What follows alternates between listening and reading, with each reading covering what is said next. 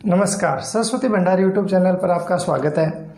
हम अध्याय 13 कर रहे थे कक्षा 10 की गणित में, तो उस पर हमारा जो लास्ट क्वेश्चन है 13.2 का क्वेश्चन नंबर 4 एक ये रहा हुआ है, एक अपने पास एक उदाहरण है वो है।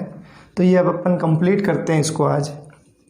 तो देखो क्वेश्चन नंबर 4 आप किताब में पढ़ो, क्या दिया हुआ है, चक्रीय चतुर्भुज ABCD। ये एक चक्रीय चतुर्भुज है, ठीक है, ये वृत्त है और ये अपने पास ABCD एक चक्रीय चतुर्भुज है इस तरीके से, ठीक है। चक्रीय चतुर्भुज किसे कहते हैं, मैंने आपको बताया था कि ऐसा चतुर्भुज जिसके चारों शीर्ष एक वृत्त की परिधि पर क्या हो स्थित हो, उसको हम क्या कहते हैं, चक्रीय चतुर्भुज कहते हैं। जैसे मान लो ये वृत्त है ना, और ये चतुर्भुज है, तो इसके चारों शीर्ष देखो इस वृत्त की परिधि पर स्थित है, तो हम इसे चक्रीय चतुर्भुज कहते हैं।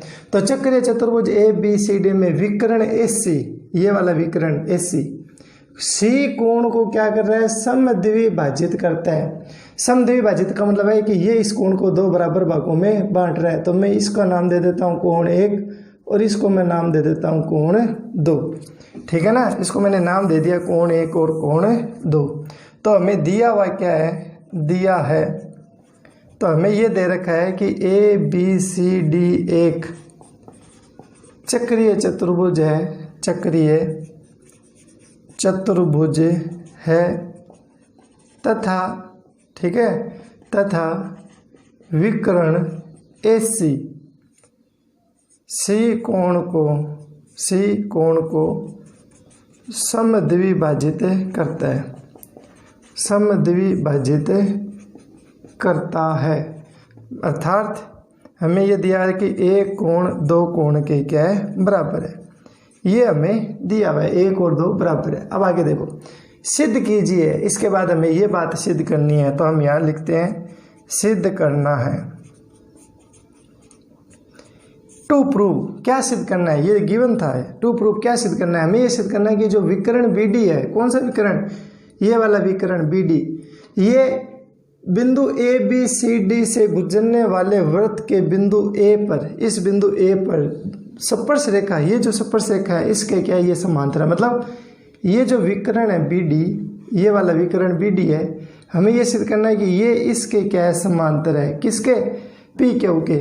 तो हमें ये सिद्ध करना है कि जो BD है वो समांतर किसके है, स्पर्श रेखा PQ के समांतर सिद्ध करना है। ये सिद्ध करना है, इसका मतलब क्या होता है, समांतर।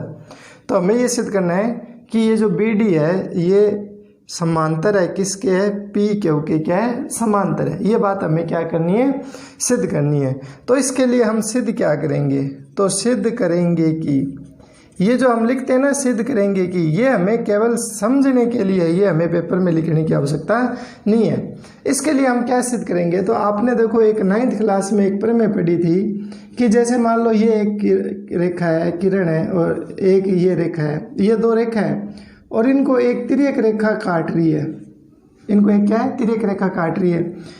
तो जो ये कोण बनते हैं ना, इन दोनों कोणों को बोलते हैं एकांतर कोण। और इधर ये 2 लाइन वाला ये कोण और ये 2 लाइन वाला कोण, इन कोणों को क्या बोलते हैं, एकांतर कोण बोलते हैं। यदि ये एकांतर कोण आपस में क्या हो, बराबर हो, जैसे मान लो ये 50-60 डिग्री है मान लो, और ये भी कितना है, 60 डिग्री है। यदि ये एकांतर कोण आपस में बराबर हो तो ये दोनों रेखाएं परस्पर क्या होती है, समांतर होती है, ठीक है ना। ये एक प्रमेय है, तो इस प्रमेय का हम इसके अंदर यूज करेंगे। तो देखो कैसे यूज करेंगे, जैसे मान लो कि इस रेखा को मैं इस तरीके से आगे बढ़ाऊं, ठीक है, और इस रेखा को अपन ऐसे आगे बढ़ाएं, ये देखो। तो आप देखो इसके अंदर ये रेखा और ये रेखा, इसको ये तिर्यक रेखा नहीं काट रही क्या, AB ये इसको तिर्यक रेखा काट रही है। और मैं यदि ये सिद्ध कर दूं कि ये वाला कोण इस कोण के बराबर है, यदि मैं ये सिद्ध कर दूं कि ये कोण इस कोण के बराबर है, तो ये दोनों रेखाएं समांतर नहीं हो जाएगी क्या, बिल्कुल हो जाएगी। तो अभी मैंने जो आपको थ्योरम बताई है कि यदि कोई दो रेखाओं को कोई तिर्यक रेखा काटे और यदि ये एकांतर कोण बराबर हो, तो ये जो रेखाएं हैं दोनों, ये दोनों रेखाएं भी क्या होती है, समांतर होती है। तो मुझे ये कोण और ये कोण क्या करने, बराबर सिद्ध करने। इसके लिए अब मैं क्या करता हूँ, मैं कुछ मान लेता हूँ कि ये कोण 1 और 2 था, ये तो हमने माना हुआ है। इस कोण को मैं मान लेता हूँ कोण 3 और इस कोण को मैं मान लेता हूँ कोण 4, ठीक है। और ये वाला कोण मैं मान लेता हूँ 5। अब मैं यदि ये सिद्ध कर दूं कि कोण 3 कोण 5 के बराबर है तो ये वाली बात सिद्ध हो जाएगी ना। तो इसके लिए हम सिद्ध क्या करेंगे, हम ये सिद्ध करेंगे कि जो कोण 3 बराबर में कोण 5 है, और आगे लिख देते हैं एकांतर कोण बराबर होने पर रेखाएं परस्पर क्या होती है, समांतर होती है। ये लो जी, ये बात मैंने ये लिख दी कि हम ये चीज़ सिद्ध करने के लिए हम ये सिद्ध करेंगे कि कोण 3 और कोण 5 ये आपस में क्या है, बराबर है। कारण क्या है, क्योंकि एकांतर कोण बराबर होते हैं तो वो रेखाएं परस्पर क्या होती है, समांतर होती है। तो हमें अब इस बात को क्या करना है, सिद्ध करना है। तो हम यहाँ पर उत्पत्ति लेकर चलते हैं, जिसको इंग्लिश में हम बोलते हैं प्रूफ, कि हम इसका प्रूफ किस प्रकार से सिद्ध करेंगे, ठीक है। तो अब आप बताओ, हम आपसे एक बात पूछना चाहता हूँ कि अपनों ने एक प्रमेय की थी कि जैसे ये कोई स्पर्श रेखा है और इस स्पर्श बिंदु से होकर जाने वाली ये जीवा है, तो ये कोण है, उसके लिए ये एकांतर वृत्तखंड था और इसके द्वारा इसके अंदर ये बड़ा कोण इस कोण के क्या होता है, बराबर होता है ना। तो आप देखो ये स्पर्श रेखा ही तो है और ये स्पर्श रेखा है, तो ये इसकी जीवा होगी AB। तो इस जीवा के द्वारा यहाँ पर ये जो कोण 3 बना है, ये कोण 3 किसके बराबर होगा, ये कोण 3 इस जीवा के द्वारा यहाँ पर बने इस 2 कोण के क्या होगा, बराबर होगा। और एक कोण 2 के बराबर है, तो हम ये कह सकते हैं ना कि ये एक कोण भी 3 कोण के क्या होगा, बराबर होगा। तो हम सबसे पहले लिखेंगे, हम जानते हैं कि क्या जानते हैं, हम ये जानते हैं कि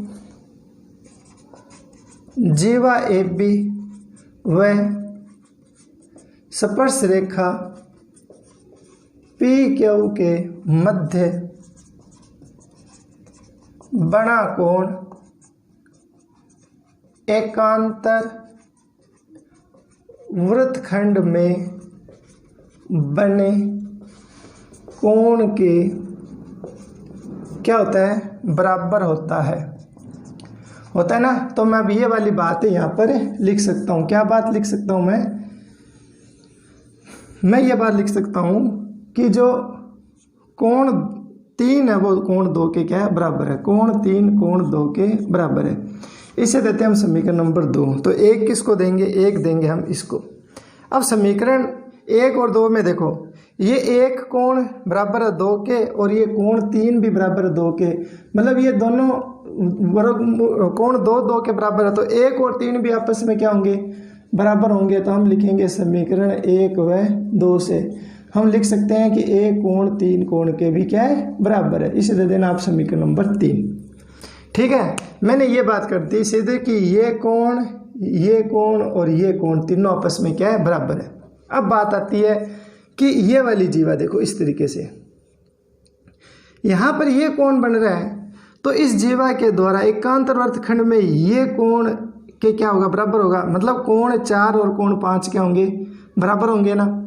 और एक बात अभी और बता दूं इसी में कि ये जीवा जो है, ये जीवा इस जीवा के द्वारा इस वृत्तखंड में बना ये कोण और इस जीवा के द्वारा वृत्तखंड में बना ये कोण भी बराबर होता है। मतलब ये कोण 4 स्टार बना देता हूँ, कोण 5 और ये जो कोण 1 है ये भी आपस में क्या होंगे, बराबर होंगे। तो हम दोबारा इसी बात को लिखते हैं, पुनः हम लिखेंगे कि कोण 4 बराबर होगा कोण 5 के, ठीक है। इसे दे देंगे समीकरण नंबर 4।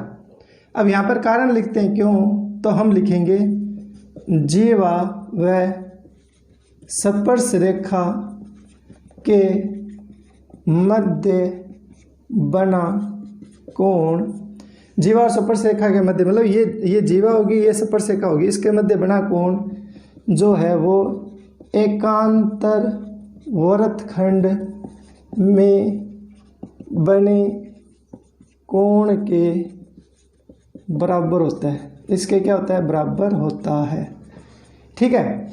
अब बात करते हैं कि ये कोण 1 और ये कोण 5 भी बराबर है। तो तो हम लिखेंगे कोण 1 बराबर है कोण 5 के। ये लिखेंगे अपन समीकरण नंबर 5। क्यों बराबर है, तो इसका हम कारण लिखेंगे चूंकि करके। तो मैंने आपको एक प्रमेय आती है कि जैसे मान लो ये जीवा है, इस जीवा के द्वारा इस वृत्तखंड में ये बना कोण और इसी जीवा के द्वारा ये बना कोण, ये दोनों कोण क्या होते हैं, बराबर होते हैं।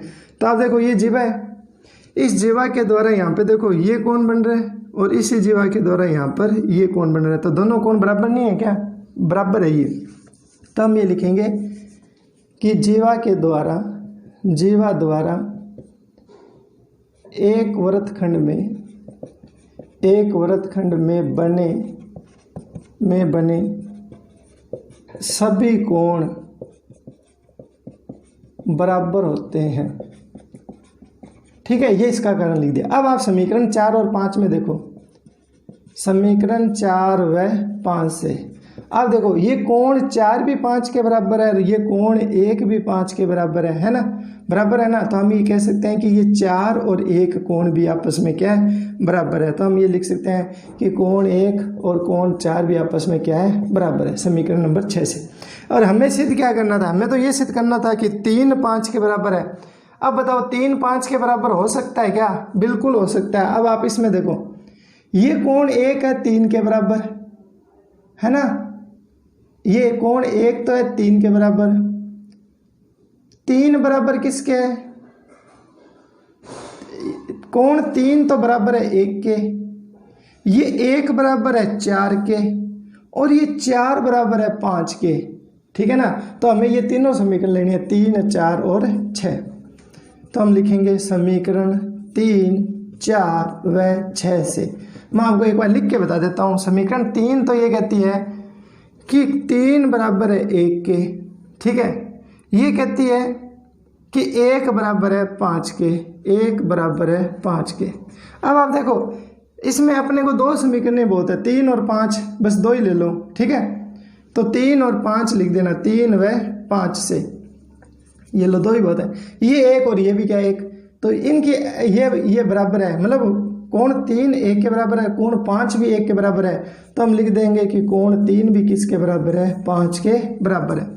अब कोण 3 बराबर हो गया 5, तो इस कंडीशन में हम क्या लिख सकते हैं, इस कंडीशन में हम ये लिख सकते हैं, यहाँ पर बता देता हूँ, ये तो हमने कर ही लिया। तो कोण 3 बराबर कोण 5 के है, तो यहाँ आता है कोण 3 बराबर में कोण 5।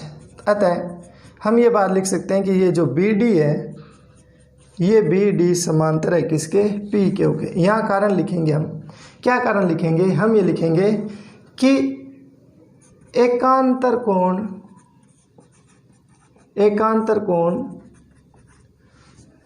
या आप ऐसे लिखो कि तिर्यक रेखा कौन सी, AB, तिर्यक रेखा AB द्वारा बने एकांतर कोण परस्पर बराबर है। अतः रेखा BD, ये वाली रेखा व ये स्पर्श रेखा PQ व PQ परस्पर क्या है, समांतर है। तो ये हमारे पास एक प्रमेय है, ठीक है ना। तो उस प्रमेय की सहायता से हमने ये बातें सिद्ध कर दी है। तो सिंपल से प्रमेय, आप इसको एक बार दोबारा, इसको आप बैक जाके इसको दोबारा एक बार इस वीडियो को देख लेना ताकि ये रिवीजन हो जाए। इसके बाद में हमारा एक नेक्स्ट हमारे पास एक थ्योरम है, एक हमारे पास इसका एक उदाहरण भी है और पेपर की दृष्टि से इम्पोर्टेंट भी है, पेपर में एक बार आया भी हुआ है। 13.2 का उदाहरण है। पहले उदाहरण करते हैं और उसके बाद में हमारी एक थ्योरम है वो करेंगे। आपने अभी तक मेरा चैनल सब्सक्राइब नहीं किया तो आप इस चैनल को सब्सक्राइब ज़रूर करें। देखो एक उदाहरण नंबर है, उदाहरण नंबर 4। देखो इस तरीके से एक चित्र दिया हुआ है आपको। ये जैसे मान लो ये आपके पास एक रेखाखंड है AB। देखो प्रश्न पढ़ते जाओ। रेखाखंड AB का मध्य बिंदु M है, इसका मध्य बिंदु क्या है, M दिया हुआ है, ठीक है। AM, MB और AB को व्यास मानकर, ये AM है और ये एम बी है और ये पूरा ए बी है। इसको व्यास मानकर हमें 3 अर्धवृत्त बनाने हैं। तो देखो इस तरीके से एक अर्धवृत्त तो हमारे पास ये बन गया, इसको व्यास माना, इस पे रखा प्रकार की नोक इस तरीके से। एक हमारे पास अर्धवृत्त ये बन गया और एक हमारे पास अर्धवृत्त ये बन गया। ठीक है, 2 अर्धवृत्त बना दी। एक ही और अर्धवृत्त खींचे गए, ये एक ही और हमने अर्धवृत्त खींच लिए। ओ को केंद्र मानकर आर त्रिज्या का एक वृत्त इस प्रकार खींचा गया है जो तीनों अर्धवृत्तों को स्पर्श करता है। यहाँ पर एक बिंदु हमारे पास ओ और यहाँ पर हमने क्या किया, एक आर त्रिज्या का एक वृत्त खींचा जो तीनों वृत्तों को क्या करता है, स्पर्श करता है। मतलब इसकी त्रिज्या कितनी है, आर है। ठीक है, इस बिंदु, अब देखो इन दोनों का जो मध्य बिंदु है इसको मैंने नाम दे दिया सी और इनका मध्य बिंदु इनका नाम मैंने दे दिया डी। ठीक है, और ये जो जहाँ स्पर्श कर रहे हैं इन स्पर्श बिंदुओं का नाम दे दिया पी, इसका नाम दे दिया क्यू और ये नाम हमने दे दिया आर। अब हमें इसमें सिद्ध क्या करना है, हमें ये सिद्ध करना है आर का मान बराबर है 1/6 ए बी। तो हमें सिद्ध क्या करना है, तो हम लिखेंगे सिद्ध करना है, हमें सिद्ध करना है कि ये जो आर है ना वो 1/6 ए बी के बराबर है। ठीक है, इसके बराबर हमें सिद्ध करना है। और ये मोस्ट इम्पोर्टेंट क्वेश्चन है बोर्ड परीक्षा की दृष्टि से और पेपर में एक बार ये प्रश्न आया भी हुआ है। ठीक है, आप पुराने पेपर उठा के देखो, एक बार ये क्वेश्चन आया हुआ है, ये हमें सिद्ध करना है। तो हम इसका सिद्ध करते हैं, उत्पत्ति प्रूफ कैसे सिद्ध होगा। देखो मैं ये पूरी लंबाई मानता हूँ ए, ठीक है, ये पूरी मैंने लंबाई मान ली स्मॉल ए। तो मैंने माना ए बी बराबर में ए। ठीक है, अब आप देखो कि ये और ये हिस्सा आधा आधा हो गया ना, क्योंकि इसको व्यास मानना हमने, तो ये त्रिज्या होगी। और फिर हमने इसको भी क्या किया, आधा माना, क्योंकि इसको केंद्र मान के हमने ये वृत्त अर्धवृत्त खींचा है, तो ये इसकी त्रिज्या होगी। तो मतलब मैं ये कह सकता हूँ कि हम ये कह सकते हैं कि ये जो ए एम है, ए एम और ये एम बी है, ये आपस में क्या है, बराबर है। और ये दोनों बराबर है और इनकी लंबाई किसके बराबर होगी, देखो पूरी लंबाई यदि ए है तो ये आधी लंबाई किसके बराबर हो जाएगी, a/2 के बराबर हो जाएगी। ठीक है, अब आगे बात करते हैं कि ये एस सी जो लंबाई है, एस सी, ये जो लंबाई है सी एम, ये जो लंबाई है एम डी, ये लंबाई है बी डी, ये भी आपस में क्या है, सारी की सारी बराबर है। और यदि इस बिंदु सी को हम ओ से मिलाएं और यदि हम मान लो इधर इसको इससे मिलाएं और इस ओ को हम आगे इस तरीके से बढ़ाते हैं और इसको इस तरीके से मिलाएं, तो आप यहाँ देखो कि ये यहाँ से लेकर ये त्रिज्या तो इतनी और ये भी इतनी क्या है, त्रिज्या तो ये तो ये दोनों बराबर है। तो ये सी एम और सी पी भी क्या है, बराबर है, तो ये सी पी के भी बराबर है। और इधर ये क्यू डी है, ये क्यू डी के भी बराबर है। और ये कितनी हो गई, तो आप देखो कि ये पूरी लंबाई थी ए, इसकी आधी होगी a/2 और आधी की भी आधी कितनी होगी, a/4। तो ये लंबाई हमारे पास, ये वाली लंबाई कितनी आई, a/4। तो ये सब लंबाइयाँ किसके बराबर है, a/4 के बराबर है। और इस वृत्त की जो त्रिज्या थी वो उसने बता रखी है कि ये त्रिज्या किसके बराबर है, r के बराबर है। तो अब हम करेंगे कैसे सवाल, तो हम ये कहेंगे कि o को m से मिलाया। ठीक है, ये इतनी बात तो हमें पता है, तो o को m से मिलाया। अब मैं आपको पहले ही बता दूं कि मैं इस त्रिभुज के अंदर पाइथागोरस प्रमेय लगाऊंगा, इस इतने से त्रिभुज में ये। अब ये त्रिज्या इस तरीके से, ठीक है, और ये व्यास है और ये अर्धवृत्त है, तो इसका मतलब ये कोण कितने डिग्री का है, 90 डिग्री का तो है ही। तो इसके अंदर पाइथागोरस प्रमेय लग सकती है। और इसमें पाइथागोरस प्रमेय लगाने के लिए मुझे ये तीनों भुजा की लंबाई चाहिए, सी एम चाहिए, ओ सी चाहिए और ओ एम चाहिए, कितनी कितनी है। तो मैं ये तीनों लंबाई निकाल रहा हूँ पहले, कितनी कितनी आएगी। तो देखो ये सी एम हमारे पास कितनी है, a/4। ये हमने यहीं पर निकाली कि सी एम किसके बराबर है, a/4 के। अच्छा ये किसके बराबर है, ओ सी। ये ओ सी देखो इन दो के योग के बराबर है, P C plus O P, P C plus O P. देखो पी सी का मान कितना है, ये लंबाई यदि हमारे पास यहाँ से लेके ये लंबाई यदि हमारे पास 1/4 है, ये वाली लंबाई 1/4 है, तो ये लंबाई भी कितनी होगी, 1/4 ही तो होगी। और ये त्रिज्या यहाँ आर है, तो ये त्रिज्या भी कितनी है, आर है। तो इनके मान रख दो a/4 प्लस आर, ठीक है। तो ये होगी OC। अच्छा ये लंबाई कितनी है, OM, ये OM। यहाँ पे ध्यान रखना, ये हम कैसे निकालेंगे, ये हम इस प्रकार निकालेंगे, ये जो पूरी RM है ना, पूरी RM इसमें से घटा देंगे OR, इसके बराबर है। अब पूरी RM कितनी है, तो यहाँ से लेकर और जो ये है, ये त्रिज्या है, तो ये भी त्रिज्या के बराबर है। ये a/2 थी, तो ये भी कितनी a/2 है, तो ये थी a/2। और इसमें से OR घटाएंगे, OR की लंबाई है R, तो ये R होगी।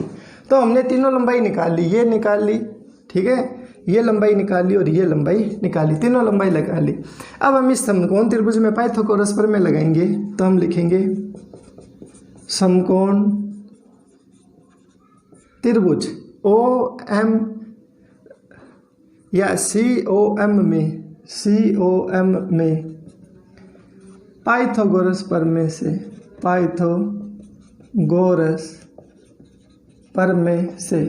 प्रमेय क्या कहती है, 90 डिग्री के सामने वाली भुजा होती है कर्ण, तो कर्ण का स्क्वायर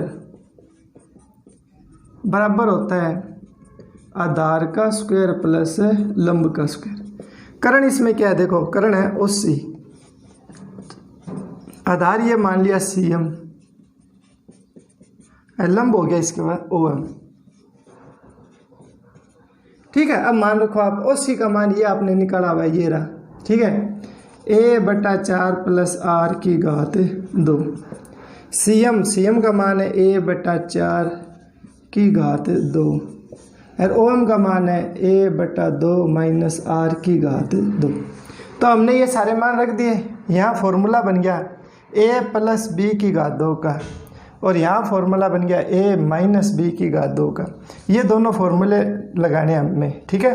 तो देखो क्या आएगा, पहले इसका स्क्वायर a² / 16, फिर b का स्क्वायर, तो ये हो जाएगा r² प्लस 2ab, तो 2a का मान है 1/4 और b का मान कितना है r, ये हो जाएगा a²/4, ठीक है। ये a² हो गया और 4 का स्क्वायर करेंगे तो ये कितना हो जाएगा 16। अब इसमें इसका स्क्वायर करेंगे तो a² और 2 का स्क्वायर करेंगे तो 4 प्लस इसका स्क्वायर करेंगे तो r², माइनस है ना, तो फॉर्मूले में माइनस आएगा, तो ये हो जाएगा 2, ये हो जाएगा a और ये हो जाएगा हमारे पास b। यहाँ जो फॉर्मूले लगे हैं वो हम लिख देते हैं। तो एक तो हमने ये फॉर्मूला लगाया है a प्लस b की घात 2 का a² plus b² plus 2ab, और एक हमने फॉर्मूला लगाया a माइनस b के स्क्वायर का, तो a² plus b² minus 2ab। ये हमने क्या किया, दो फॉर्मूले यहाँ पर लगाए। अब हमें क्या करना है, इसको सरल करना है, ठीक है ना। तो इसको हम सरल किस प्रकार करेंगे, ध्यान देना। तो अब मैं चित्र तो इसको मिटा देता हूँ, ये वाला हिस्सा मिटा देता हूँ, इधर सरल हो जाएगा। और ये हमें सिद्ध करना, वो हम यहाँ लिख लेते हैं। हमें सिद्ध करना है r बराबर में 1/6 AB, ये निकालना है हमें।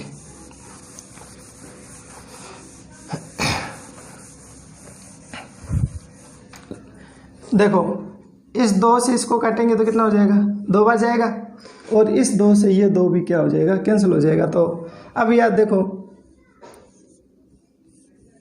ये प्लस का है, ये इधर वाली साइड भी ये क्या प्लस का है। तो आपको पता है कि ये बराबर है, बराबर के दोनों साइड एक जैसी संख्या होती है तो दोनों कैंसिल हो जाती है। ये भी प्लस का है बराबर में, इधर वाली साइड भी प्लस का है, इसको इधर लाओगे तो ये माइनस का हो जाएगा। चाहे तो वैसे कैंसिल कर देना, चाहे इनको यहीं कैंसिल कर दो, तो आपके पास देखो क्या चीज़ बचेगी, आपके पास बचेगा AR/2। तो आपके पास बचा AR/2 बराबर, इधर वाली साइड क्या बचा, A²/4, और इधर क्या बचा, माइनस में AR। 2 से 2 तो कैंसिल हो गया, तो केवल क्या बचा, माइनस में AR। ये माइनस वाला AR इधर ले आओ, तो माइनस का इधर आएगा तो क्या हो जाएगा, प्लस। तो अब यहाँ पे आप 2 लघुत्तम ले लो, तो AR इसको 2 से गुणा हो जाएगी, 2AR बराबर में A²/4। 2AR और AR जोड़कर कितने हो गए, 3AR/2 बराबर में A²/4। अब हमें क्या करना है, R का मान निकालना है। यहाँ R को तो इधर रखो और बाकी सबको क्या करो उधर ले जाओ। तो ये बटा में ये तो ऊपर चला जाएगा और ये जो गुणा में ये क्या आ जाएंगे, यहाँ बटा में आ जाएंगे। ये देखो ए से ए कैंसिल हो गया, 2 का भाग इसमें एक बार, इसमें 2 का भाग कितनी बार जाएगा, 2 बार। तो ऊपर बचा ए और नीचे बचा 3 और 2 कितना हो गया 6। तो r बराबर में आ गया 1/6a। तो देखो r बराबर में 1/6। ये जो a था ये हमने सबसे पहले देखो शुरू में जो AB था, ये जो पूरा वृत्त था इस तरीके से, ये ऐसे बना था चित्र, इसमें पूरी AB जो लंबाई थी उसको हमने a नहीं माना था क्या शुरू में। तो इस पूरी AB की जगह हम पुनः क्या लिख देंगे, इस a की जगह पुनः हम लिख देंगे AB की AB। तो ये बात हमारे पास सिद्ध होगी। ठीक है, तो परीक्षा की दृष्टि से बहुत इंपॉर्टेंट क्वेश्चन है ये, और आप ये जरूर करना।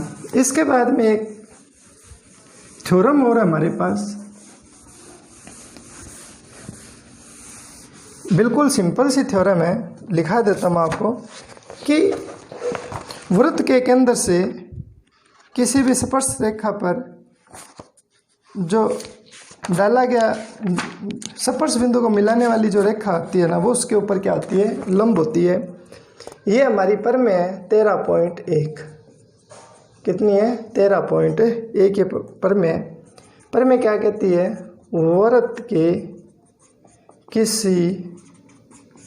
वृत्त के किसी बिंदु पर खींची गई स्पर्श रेखा उस बिंदु से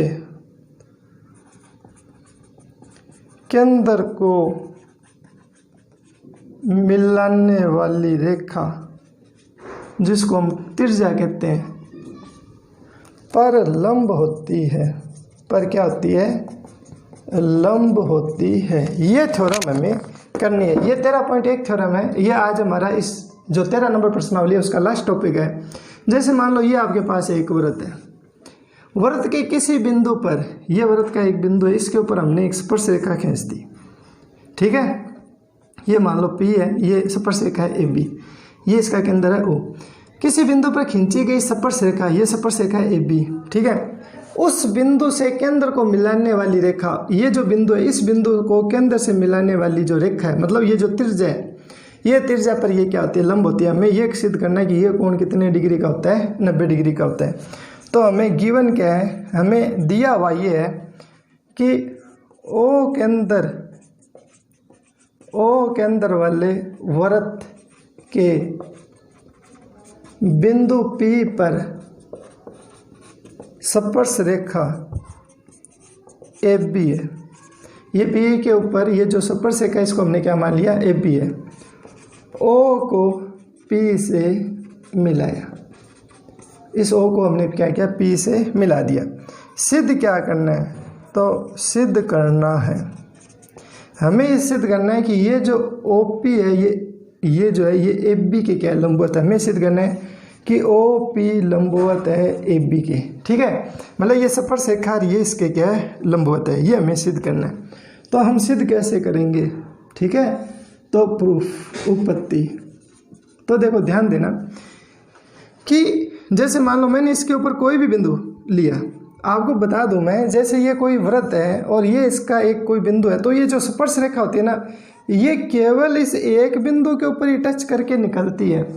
इसके अलावा और कोई सा भी बिंदु इस स्पर्श रेखा की वृत्त की परिधि के ऊपर स्थित नहीं होता। केवल ये एक ही बिंदु ऐसा है जो इसको टच कर रहा है, बाकी इससे दूर होते हैं। अब देखो जैसे मान लो मैंने यहाँ पर एक बिंदु लिया Q, और Q को क्या किया हमने O से मिलाया। अब आप देखो कि ये दूरी क्या होगी, कि जैसे ही ये बिंदु इस बिंदु से अलग हम कोई भी बिंदु लेंगे ना, तो वो वृत्त की परिधि के क्या हो जाएगा, बाहर स्थित हो जाएगा। और वृत्त की परिधि से बाहर होगा तो उसकी लंबाई क्या होगी, ज़्यादा होगी। जैसे मान लो एक तो बिंदु है यहाँ पर और एक बिंदु है यहाँ पर, तो उसकी केंद्र से दूरी बताओ, ये ज़्यादा है कि ये ज़्यादा है। ऑफ कोर्स जो वृत्त की परिधि के बाहर है वो ज़्यादा होगी दूरी। अब ये दूरी ज़्यादा है तो इसके ऊपर आप कोई से भी बिंदु ले लो, वो सारे की सारी दूरियाँ क्या होगी, ज़्यादा होगी।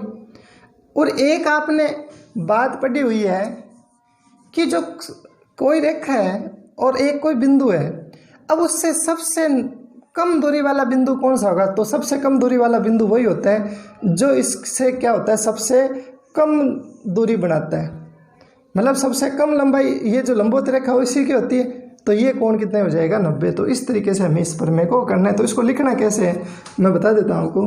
तो हम लिखेंगे कि स्पर्श रेखा पर P के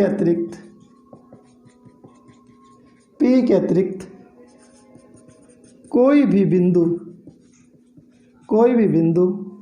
Q लेने पर